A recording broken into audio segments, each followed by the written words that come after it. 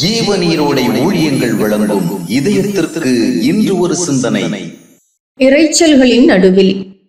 நவீன விஞ்ஞான உலகில் வெளியிலே எவ்வளவு சத்தங்கள் தொனித்தாலும் அவை உள்ளே நுழையாதபடி பல கட்டடங்கள் கட்டப்படுகின்றன.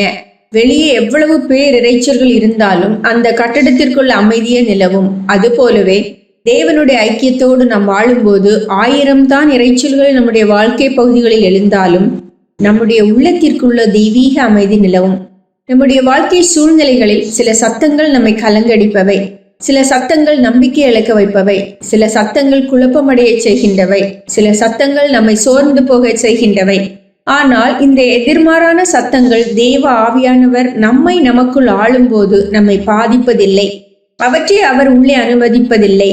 பவுல் அப்போஸ்தலன் கொந்தளிக்கும் கடலில் காற்றும் புயலும் வேகமாக மோதி அடித்துக் கொண்டிருந்த ஒரு கப்பலில் பயணம் செய்தான். சூழ்நிலைகளின் பேரிரைச்சல் அந்த கப்பலில் பயணம் செய்து கொண்டிருந்த யாவருக்குள்ளும் பயத்தையும் பீதியையும் குழப்பத்தையும் நம்பிக்கையின்மையும் ஏற்படுத்தி 14 நாட்கள் பட்டினியோடு இருக்க செய்துவிட்டது. ஆனால் அனைத்து பேரிரைச்சல்களின் நடுவிலும் அப்போஸ்தலனாகிய பவுலின் இருதயம் அமைதியாயிருந்தது. அந்த மிகுந்த சத்தங்களின் நடுவிலும் கர்த்தருடைய அமர்ந்த மெல்லிய சத்தத்தை அவன் அவனுக்குள் கேட்டான். எனவே பயந்து நடுங்கிக் கொண்டிருந்த யாவரையும் அவனால் திடப்படுத்தவும் முடிந்தது. இயேசு கிறிஸ்துவின் ஊழிய காலங்களில் அவரை எதிர்த்தவர்களின் கோப சத்தங்களும் விமர்சனங்களும் போலியான குற்றச்சாட்டுகளும் பயமுறுத்தல்களும் ஓயாத பேரிரைச்சல்களாக ஒலித்து கொண்டிருந்தன. ஆயினும் கர்த்தர் ஒருபோதும் பதட்டப்பட்டதும் இல்லை. வார்த்தைகளிலோ செயல்களிலோ நிதானமிழந்து போனதும் இல்லை. எல்லா சூழ்நிலைகளிலும் அவருடைய இருதயத்தில் சமாதானமும் தெளிவும் இருந்தது. எனவே எந்த தடுமாற்றமும் இன்றி இறுதி வரை அவரால் எதையும் சரியாக பேசவும் எதையும் சரியாக செய்யவும் முடிந்தது. தேவ ஆவியானவர் நமக்குள் அமைதியை ஏற்படுத்துகின்றவர்.